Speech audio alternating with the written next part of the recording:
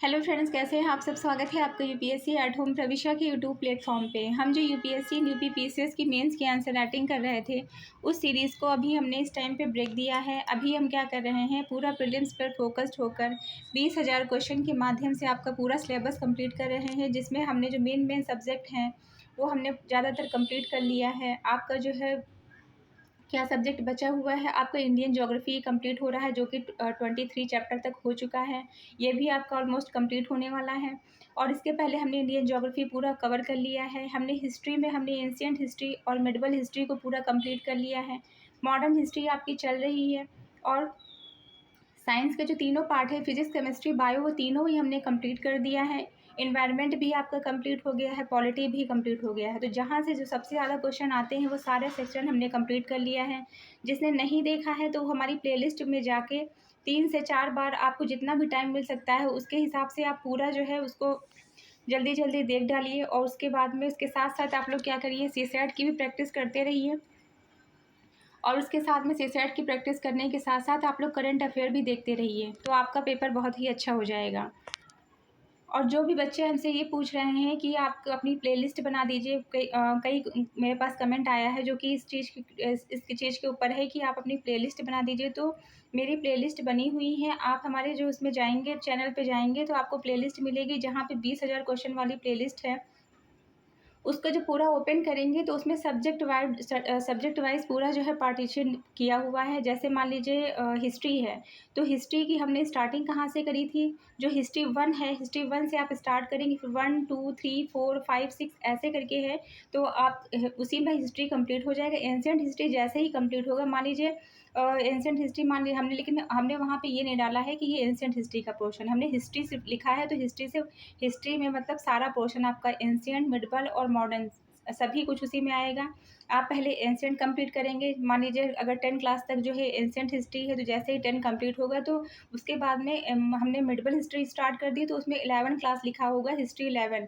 तो हिस्ट्री 11 के नाम से लिखा होगा, लेकिन वो आपकी मिडिवल स्टार्ट हो रही होगी। तो आप जब पूरा जो है, जैसे मान लीजिए ज्योग्राफी का है, ज्योग्राफी 1 से स्टार्ट करेंगे, तो 1 प्रैक्टिस सेट 1 से स्टार्ट करेंगे, तो आपको एक एक करके आपका जो है पूरा कंप्लीट हो जाएगा। पहले इंडियन ज्योग्राफी कंप्लीट होगी, उसके बाद में आपकी जो है आपकी वर्ल्ड ज्योग्राफी आ जाएगी। तो ऐसे ही आप सारे सब्जेक्ट को पूरा कंप्लीट कर सकते हैं वहाँ पे। तो वो पूरी प्लेलिस्ट बनी हुई है, आप जो है इसकी चिंता मत करिए, आप उसको जाके देखिए और 3 से 4 बार देखिए, जितना टाइम मिल सकता है आप लोगों को उतनी बार आप उसको देखेंगे तभी आपको इस सीरीज़ का बेनिफिट मिलेगा। क्योंकि 20,000 क्वेश्चन कम नहीं होते हैं। अगर आप बहुत अच्छे से रिवाइज़ कर लेंगे तो आपका पेपर बहुत अच्छा होने वाला है। क्योंकि हम ना केवल क्वेश्चन करवा रहे हैं जो आपके रिपीट हो सकते हैं, बल्कि जो बॉक्स में जो चीज़ दी हुई है उसको भी हम पूरा रिपीट करवा रहे हैं। तो चीज़ें सुनने से और भी जल्दी याद होती हैं। चूँकि टाइम आपके पास इतना ज़्यादा नहीं है, तो आप जल्दी-जल्दी पूरा कंप्लीट कर लीजिए। क्योंकि मेरी तरफ से जो मेरा जो पार्ट था वो मैंने कंप्लीट कर दिया है। आपका 8 सब्जेक्ट टोटल कंप्लीट हो चुका है।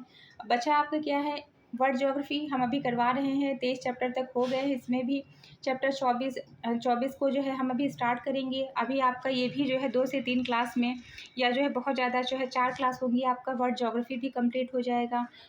आपकी जो है मॉडर्न हिस्ट्री चल रही है, मॉडर्न हिस्ट्री भी जल्दी हम कंप्लीट करवा देंगे।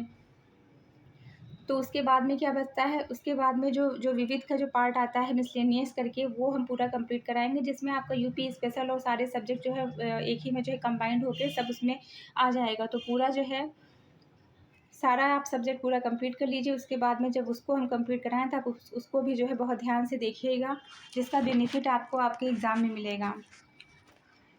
तो हमारे कमेंट सेक्शन में ज़रूर बताइए कि आप लोगों को ये जो सीरीज़ चल रही है कैसी लग रही है। अभी हम क्या देख रहे हैं, वर्ल्ड ज्योग्राफी। इसके अंतर्गत जो पहला जो चैप्टर है वो क्या है, पहला नहीं, मतलब आज की सीरीज़ का जो पहला चैप्टर है वो क्या है, परिवहन। इसको हम देखेंगे। रेल परिवहन से संबंधित पहला क्वेश्चन है, संसार में सबसे लंबा रेल मार्ग कौन सा है। लेनिनग्राड व्लादिवोस्टॉक के बीच में, लेनिनग्राड व्लादिवोस्टॉक के बीच का रेल मार्ग, जिसे ट्रांस साइबेरिया रेल मार्ग के नाम से जाना जाता है, विश्व का सबसे बड़ा रेल मार्ग है। 9289 किलोमीटर है। यह सेंट पीटर्सबर्ग को व्लादिवोस्टॉक से जोड़ता है। नेक्स्ट क्वेश्चन है, निम्नलिखित में से कौन सा एक नगर साइबेरिया पारिया रेलमार्ग पर अवस्थित नहीं है। कौन सा सोची अवस्थित नहीं है? सोची नगर साइबेरिया पारी रेलमार्ग पर अवस्थित नहीं है। ट्रांस साइबेरियन रेलमार्ग विश्व का सबसे लंबा रेलमार्ग है। सेंट पीटर्सबर्ग तथा व्लादिवोस्तोक इसके क्रमशः पश्चिमी और पूर्वी स्टेशन हैं। सोची काला सागर तट पर स्थित रूस का शहर है, जबकि कजान, ओमस्क व चित्तानगर ट्रांस साइबेरियन रेलमार्ग में स्थित है। नेक्स्ट क्वेश्चन है, सीकान नामक विश्व की सबसे लंबी रेल सुरंग स्थित है। कहाँ पर स्थित है? जापान में। सीकान नामक विश्व की सबसे लंबी रेल सुरंग जापान में स्थित है। इसकी लंबाई कितनी है? 53.85 किलोमीटर है। इसकी लंबाई कितनी है? 53.85 किलोमीटर है, जो कि होन्शु द्वीप से जोड़ती है। नेक्स्ट क्वेश्चन क्या है? दक्षिणी अमेरिका का एकमात्र महाद्वीप पार रेलमार्ग जोड़ता है। ब्यूनस आयर्स को वालपाराइसो से जोड़ता है। ट्रांस एंडीज रेलमार्ग दक्षिणी अमेरिका का प्रसिद्ध रेलमार्ग है। इसकी लंबाई 1440 किलोमीटर है। 1910 में बनकर तैयार हुआ है। यह मार्ग प्रशांत तट पर स्थित वालपाराइसो से आरंभ होकर अटलांटिक तट पर स्थित ब्यूनस आयर्स तक जाता है। चिली तथा अर्जेंटीना के मध्य एंडीज पर्वतमाला को पार करने के लिए इसे 3484 मीटर ऊंची और कई सुरंगों से होकर निकलना पड़ता है। इस रेलमार्ग द्वारा पाम्पस तथा पश्चिमी तट की उपजों का निर्यात, व्यापार, डाक, यात्रियों का आवागमन सरल हो जाता है। नेक्स्ट है बंदरगाह। निम्नलिखित में से कौन सा दक्षिण अफ्रीका का बंदरगाह नहीं है? कौन? जोहान्सबर्ग। जोहान्सबर्ग दक्षिण अफ्रीका के आंतरिक भाग में स्थित है, जिसे सिटी ऑफ गोल्ड भी कहा जाता है। दक्षिण अफ्रीका के बंदरगाह नगर हैं। नेक्स्ट क्वेश्चन क्या है? सूची 1 को सूची 2 से सम्मिलित करना है। बंदरगाह और देश। बनियास देश है सीरिया, त्रिपोली है लीबिया, इलात है इजराइल और अकाबा क्या है? जॉर्डन। नेक्स्ट क्वेश्चन है जो कि आपका आरओ मेंस 2021 में पूछा गया है। पाकिस्तान में ग्वादर बंदरगाह निम्नलिखित में से किस प्रांत में स्थित है? तो कहाँ पे स्थित है? बलूचिस्तान में स्थित है। ग्वादर बंदरगाह पाकिस्तान के बलूचिस्तान प्रांत में अरब सागर तट पर स्थित है। यह बंदरगाह चीन पाकिस्तान आर्थिक गलियारे की योजना में उत्कृष्ट रूप से शामिल है और इसे बेल्ट एंड रोड इनिशिएटिव तथा समुद्री सिल्क रोड परियोजना के बीच एक कड़ी माना जाता है। नेक्स्ट क्वेश्चन क्या है? बंदरगाह और उससे संबंधित देश है। रॉटरडम देश क्या है? नीदरलैंड है। इगारका रूस है। मॉन्टेविडियो उरांग्वे है। जकार्ता है इंडोनेशिया। रॉटरडम है नीदरलैंड, इगारका है रूस, मॉन्टेविडियो है उरुग्वे है और जकार्ता क्या है? इंडोनेशिया है। नेक्स्ट क्वेश्चन है, निम्नलिखित में से कौन सा संसार की सबसे बड़ी पोतवाहक नहर है? तो कौन है? सुएज नहर संसार की सबसे बड़ी पोतवाहक नहर है। सुएज नहर विश्व की सबसे बड़ी जहाजी नहर है, ये जो भूमध्य सागर को लाल सागर से जोड़ती है। इस जलमार्ग का निर्माण फ्रांसीसी इंजीनियर फर्डिनेंड लेसेप्स के देखरेख में 1869 के पूर्व हुआ था। इस नहर की लंबाई 165 किलोमीटर है, चौड़ाई 60 मीटर है। इसकी उत्तरी प्रवेश द्वार पर पोर्ट संयंत्र तथा दक्षिणी प्रवेश द्वार पर सुएज पत्तन स्थित है।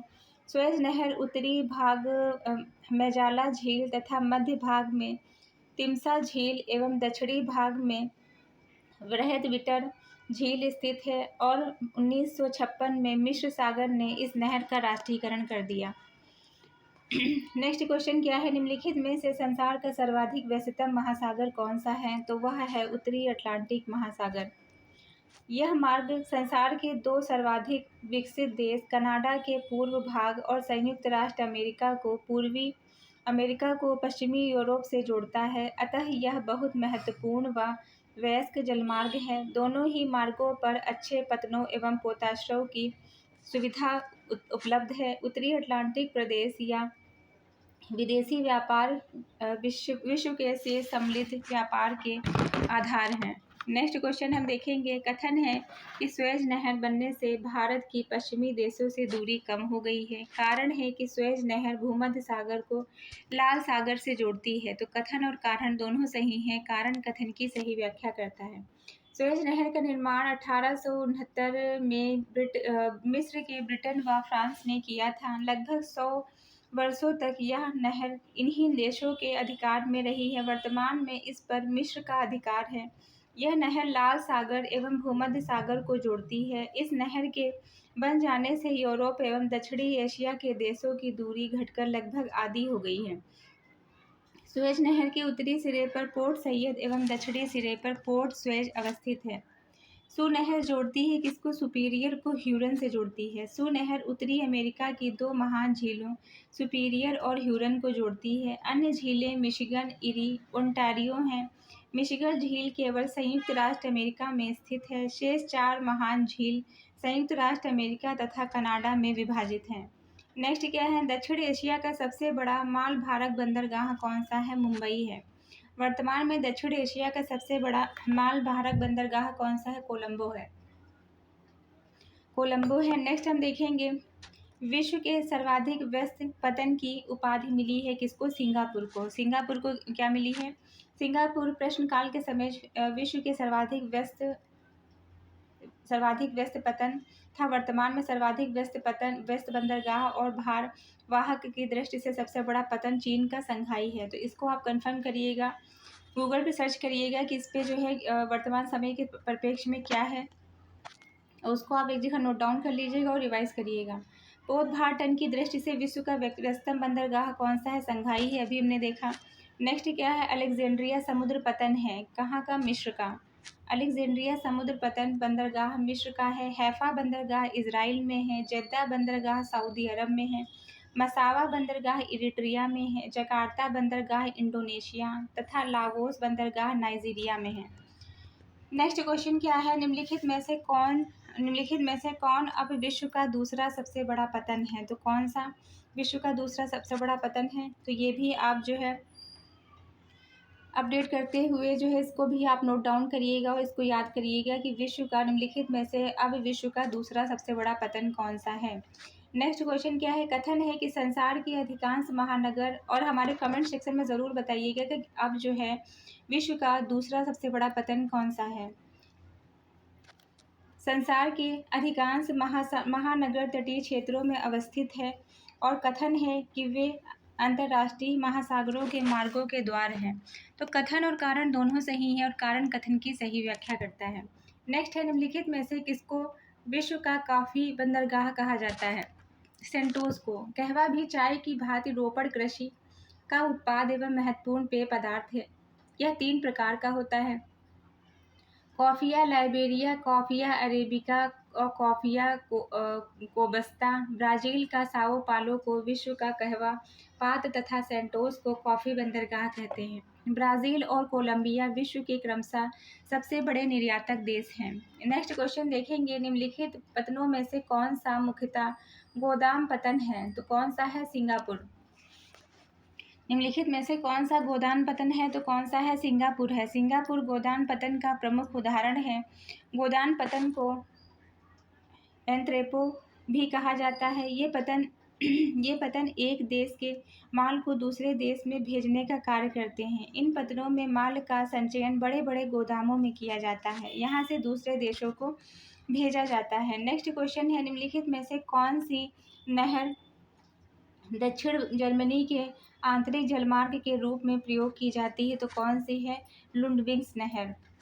लुंडविग्स नहर दक्षिणी जर्मनी का एक व्यस्ततम आंतरिक जलमार्ग है। यह नहर डेन्यूब नदी से जुड़ी हुई है। इसका निर्माण 1836 से 1846 के मध्य किया गया था। नेक्स्ट क्वेश्चन है, नेक्स्ट चैप्टर क्या है? कृषि एवं पशुपालन से संबंधित है।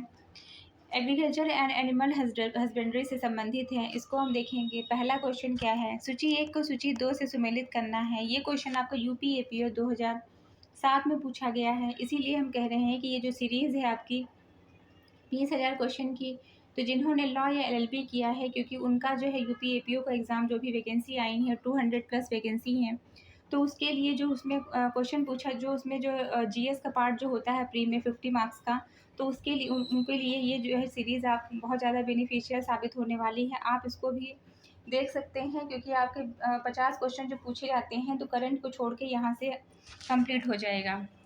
नेक्स्ट क्या है, सूची 1 को सूची 2 से सुमेलित करना है। इसके अंतर्गत क्या है, जौ यूएसए, मूंगफली है चीन, चावल चीन, सोयाबीन ब्राज़ील।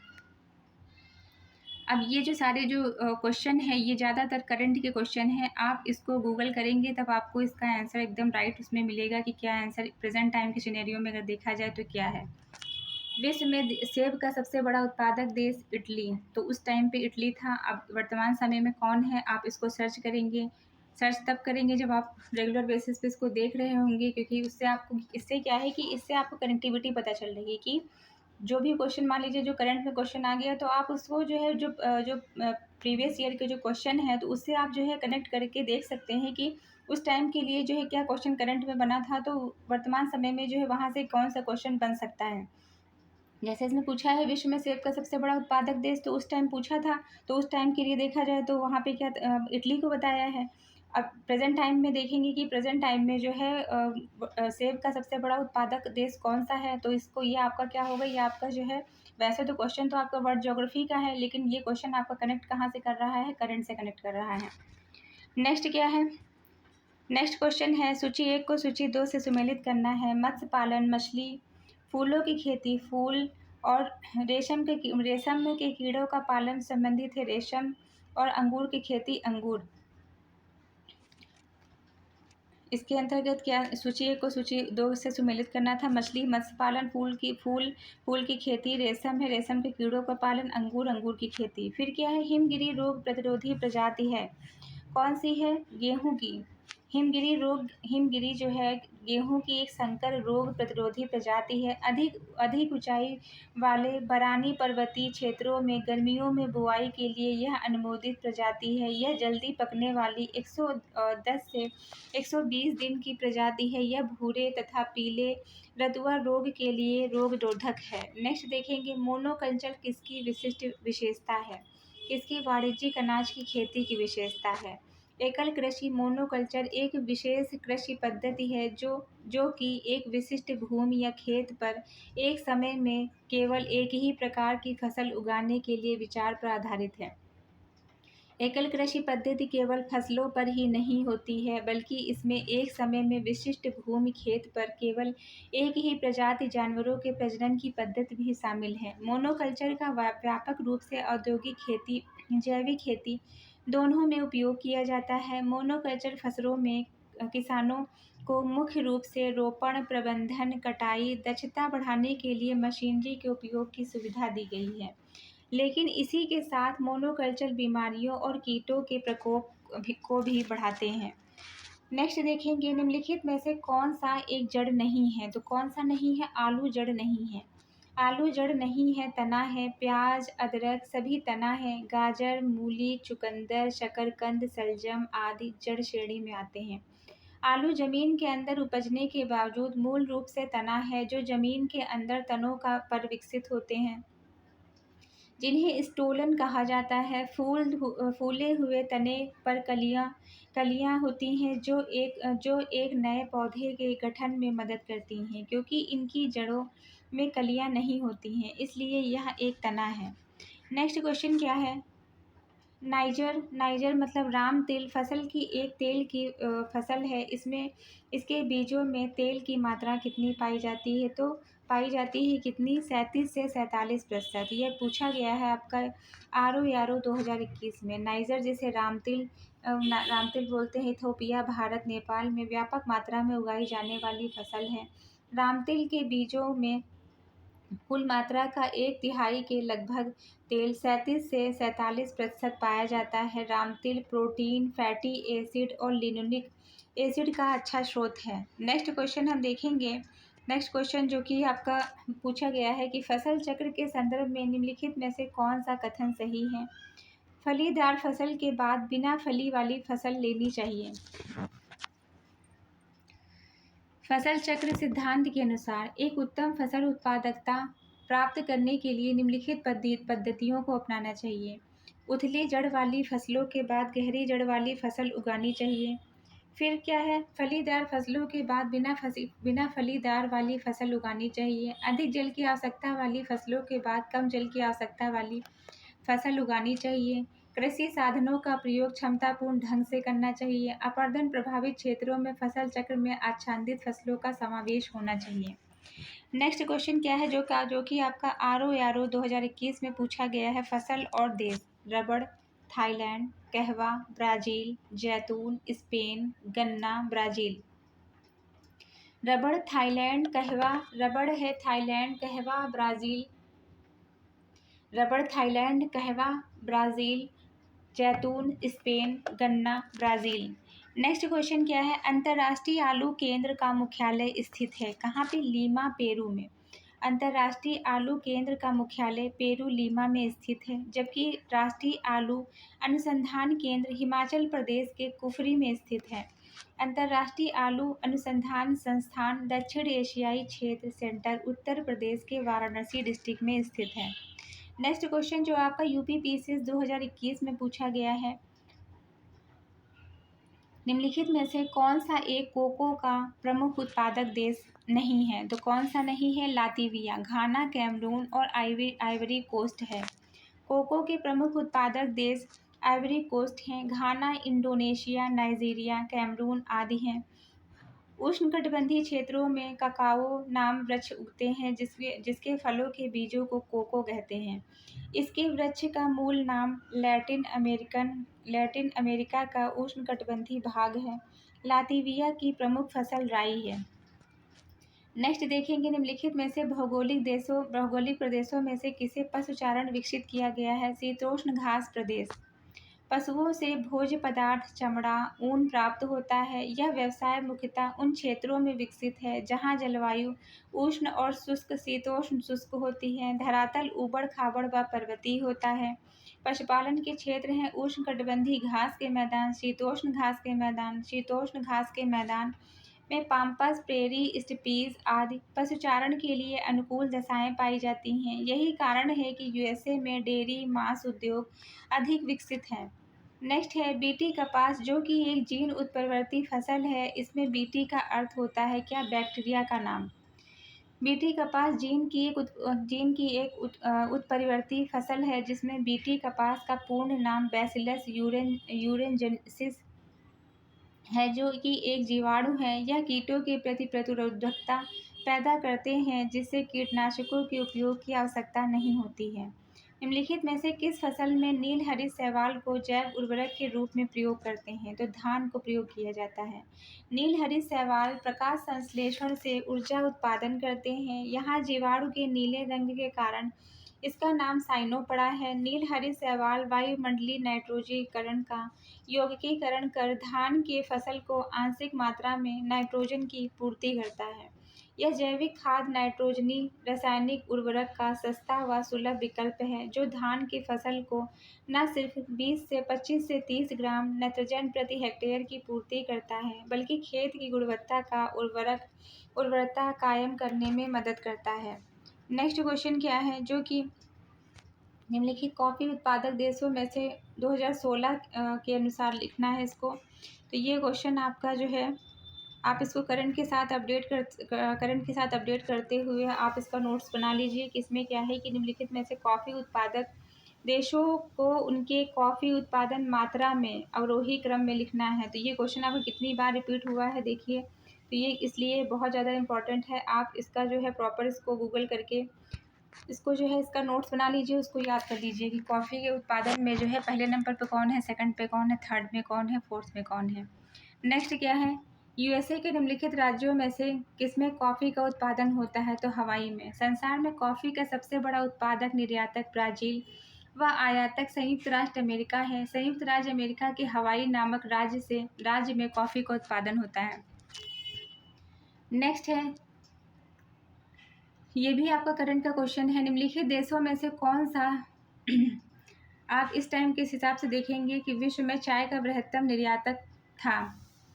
निर्यातक है। तो ये आप जो है इसको भी जो है करंट के साथ अपडेट करते हुए इसको भी देख लीजिएगा। नेक्स्ट क्वेश्चन देखेंगे, खड़ी फसल की कटाई करने से पहले अगली फसल की बुआई करना कहलाता है, क्या कहलाता है? रिले खेती। खड़ी फसल की कटाई करने से पहले अगली जो फसल है उसकी बुआई करना रिले खेती कहलाता है। नेक्स्ट क्वेश्चन क्या है, निम्नलिखित में से किस क्षेत्र में मोटे अनाज वाली फसलें उगाई जाती हैं? तो कौन सा? ऊंचाई वाले क्षेत्र में, ऊपरी ऊंचाई वाले क्षेत्र में। निम्नलिखित में से कौन फसल लवण सहिष्णु है? तो कौन है? चुकंदर है। नेक्स्ट क्वेश्चन क्या है? मूंगफली निम्नलिखित में से कहाँ की प्रमुख फसल है? तो गाम्बिया की है। मूंगफली गाम्बिया की प्रमुख फसल है। मूंगफली की उत्पत्ति दक्षिण अमेरिका में हुई है। मूंगफली के प्रमुख उत्पादक हैं चीन, भारत, नाइजीरिया, अमेरिका तथा सूडान है। मूंगफली का नाम मूल स्थान ब्राज़ील को माना जाता है। आपको ये ना पता हो कि तो आप इसको ध्यान से सुन लीजिए कि मूंगफली का जो मूल स्थान है वो किसको बोलते हैं? ब्राज़ील को माना जाता है। नेक्स्ट क्या है? निम्नलिखित कथनों पर विचार कीजिए तथा नीचे दिए गए कूट की सहायता से सही उत्तर का चयन करना है। तो इसमें क्या है? हांगकांग को विश्व में चीनी का कटोरा कहा जाता है, ये फैक्ट सही है। दूसरा है हांगकांग चीनी का विशिष्ट प्रशासनिक प्रदेश है, ये भी सही है। ऑस्ट्रेलिया एक संघीय राज्य है, तो ये तीनों पॉइंट सही हैं। उत्तरी अमेरिका के देश क्यूबा को विश्व का चीनी का कटोरा कहा जाता है। हांगकांग चीन का विशिष्ट प्रशासनिक देश है। ऑस्ट्रेलिया एक संघीय राज्य है। विश्व में दूध का अग्रणी उत्पादक भारत है। नेक्स्ट क्वेश्चन क्या है? सर्वाधिक सघन खेती प्रचलित है कहाँ पर? जापान में। सघन खेती, जिसे गहन खेती भी कहते हैं, का सर्वाधिक प्रचलन जापान में पाया जाता है। अधिकतम जनघनत्व वाले क्षेत्रों में सघन कृषि की जाती है। इसका उद्देश्य कम क्षेत्र में अधिक उत्पादन करना है। अधिक उत्पादन प्राप्त करने के लिए इस कृषि में भूमि की प्रत्येक इकाई पर श्रम और पूंजी का अत्यधिक उपयोग किया जाता है। नेक्स्ट क्वेश्चन हम देखेंगे। नेक्स्ट क्वेश्चन क्या है? निम्नलिखित देशों में से किसमें धान की उपलब्धता सर्वाधिक है? तो कहाँ पे है? चीन की। विश्व की धान की सर्वाधिक उत्पादकता चीन में पाई जाती है। धान में शीर्ष उत्पादन में चीन, भारत, बांग्लादेश, इंडोनेशिया, वियतनाम है। अब आप इसको भी करंट के साथ अपडेट करिएगा कि निम्नलिखित में से किसमें धान की उत्पादकता सर्वाधिक है। इसको एक जगह पे जो है प्रॉपर उसका नोट्स बना लीजिए, जो कि करंट के साथ अपडेट करवा रहे हैं। उसके बाद में इसको रिवाइज करते रहिएगा। नेक्स्ट है जेली बनाने हेतु निम्नलिखित में से कौन सा फसल सर्वाधिक उपयुक्त है? तो कौन सी? अमरूद। आम कैथ में पैक्टीन की उपस्थिति कच्चे और पूर्णतः परिपक्व होने पर निर्भर करती है, जबकि अमरूद में पैक्टीन की उपस्थिति के लिए शर्त अनिवार्य नहीं है। अतः अमरूद जेली बनाने के लिए उपयुक्त फल है। नेक्स्ट है विश्व में चुकंदर के दो सबसे बड़े उत्पादक कौन है? फ्रांस और रूस। चुकंदर शीत कटिबंधीय पौधा है। विश्व में उत्पादित होने वाली चीनी की 30 से 40% मात्रा चुकंदर से प्राप्त होती है। सर्वप्रथम जर्मनी में चुकंदर से चीनी बनाने की प्रक्रिया 1779 में विकसित की गई। विश्व में चुकंदर की कृषि का विस्तार समशीतोष्ण कटिबंध में अधिक है। इसकी कृषि को मूलतः यूरोपीय कृषि की संज्ञा दी जाती है। नेक्स्ट देखेंगे, विश्व में गन्ने का सबसे बड़ा उत्पादक ब्राज़ील। विश्व में गन्ने का सबसे बड़ा उत्पादक ब्राज़ील है। विश्व के चीनी उत्पादन में 60 से 70% भाग गन्ने से प्राप्त किया जाता है। गन्ना एक उष्णकटिबंधीय पौधा है जिसका विस्तार उष्ण और उपोष्ण दोनों में पाया जाता है। विश्व के प्रमुख गन्ना उत्पादक देश क्रमशः ब्राज़ील, भारत, चीन, पाकिस्तान और थाईलैंड है। आप इसको भी एक बार सर्च करिएगा कि विश्व में गन्ने के प्रोडक्टिविटी में जो है फर्स्ट, सेकंड, थर्ड और फोर्थ नंबर पे कौन है। नेक्स्ट क्या है? संसार में गेहूं एवं चावल दोनों का अग्रणी उत्पादक देश कौन है? चीन है। संसार में गेहूं और चावल दोनों का अग्रणी उत्पादक देश चीन है। विश्व में गेहूं के अग्रणी उत्पादक देश में चीन, भारत, रूस, अमेरिका, कनाडा। मक्का उत्पादन की दृष्टि से चीन का स्थान द्वितीय है। अब ये भी आपको करंट से अपडेट करते रहना है। जबकि तंबाकू उत्पादक की दृष्टि से चीन का स्थान विश्व में प्रथम है। चीन विश्व में सूती रेशम वस्त्रों के उत्पादन में प्रथम स्थान रखता है। नेक्स्ट क्या है? कथन है कि यूरोप के भूमध्य सागरीय क्षेत्र में व्यापारिक अंगूर की खेती विशिष्ट है। कारण है कि उसका 85% अंगूर शराब बनाने के काम में आता है। तो कथन और कारण दोनों सही है। कारण कथन की सही व्याख्या करता है। यूरोप के भूमध्य सागरीय क्षेत्र में व्यापारिक अंगूर की खेती होती है। यहाँ का 85% अंगूर शराब बनाने के काम में आता है। भूमध्य सागरीय कृषि प्रदेश को विश्व की उद्यान भूमि कहा जाता है। नेक्स्ट क्वेश्चन क्या है? नेक्स्ट क्वेश्चन है फसल है और उत्पादक देश है। कहवा, साओ पाउलो पठार, जूट गंगा डेल्टा, चावल यांग टीसी मैदान, गेहूं पेरी मैदान। नेक्स्ट क्वेश्चन जो आपका RO 2013 में पूछा गया, निम्नलिखित में से ऊन का सबसे बड़ा उत्पादक कौन है? तो चीन है। इसको भी आप अपडेट करके जहाँ पे अपने इसके सारे चीज़ों के नोट्स बना रहे हैं वहाँ पे इसको भी नोट कर लीजिएगा कि ऊन का सबसे बड़ा उत्पादक देश कौन है प्रेजेंट टाइम में। तो यहीं पे आज की क्लास कंप्लीट करते हैं। नेक्स्ट क्लास जो लेके आएंगे जो कि इस सीरीज़ की जो कि आपकी वर्ल्ड ज्योग्राफी की लास्ट क्लास होगी, उसी के साथ साथ आपका वर्ल्ड ज्योग्राफी पूरा कंप्लीट हो जाएगा। तो आपके सारे सब्जेक्ट जो लगभग कंप्लीट हो चुके रहेंगे। तो वर्ल्ड ज्योग्राफी मिला के आपके जो है 9 सब्जेक्ट पूरे कंप्लीट हो जाएंगे। बचेगा क्या? आपका जो है मॉडर्न हिस्ट्री बचेगा और आपका मिसलेनियस बचेगा। बाकी आपका सारा पोर्शन आपका कंप्लीट हो चुका रहेगा। तो इसलिए जल्दी जल्दी इसको रिवाइज़ करिए, क्योंकि मेरा पार्ट कंप्लीट हो गया है। आपकी तरफ से आप कितना रिवाइज़ कर पाते हैं वो आपके ऊपर है, आप इस सीरीज़ का कितना ज़्यादा लाभ ले पाते हैं।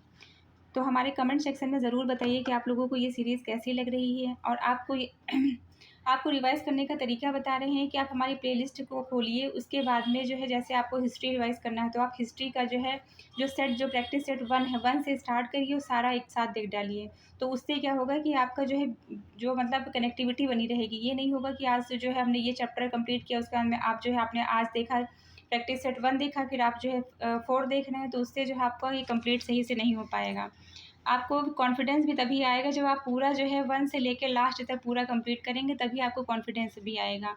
वही चीज़ आप बायो नहीं साइंस में करिए। साइंस में आपका फिजिक्स, केमिस्ट्री, बायो तीनों एक ही जगह पे साइंस के नाम से प्लेलिस्ट पड़ी हुई है और तीनों एक ही में कवर करवाया हुआ है। जैसे ही आपका फिजिक्स कंप्लीट होता है बायो स्टार्ट हो जैसे ही आपका जो है फिजिक्स कंप्लीट होगा फिर केमिस्ट्री बायो सब लाइन से जो है पूरा ऐसे कंप्लीट होता जाएगा। तो आप सारी प्लेलिस्ट जो है देखिए, तभी आपको इस सीरीज़ का बेनिफिट मिलने वाला है। तो ऐसे ही पढ़ते रहिए, लाइफ में आगे बढ़ते रहिए। यूपीएससी एट होम प्रविशा के साथ प्रीलिम्स मेंस प्रैक्टिस करते रहिए। Thank you.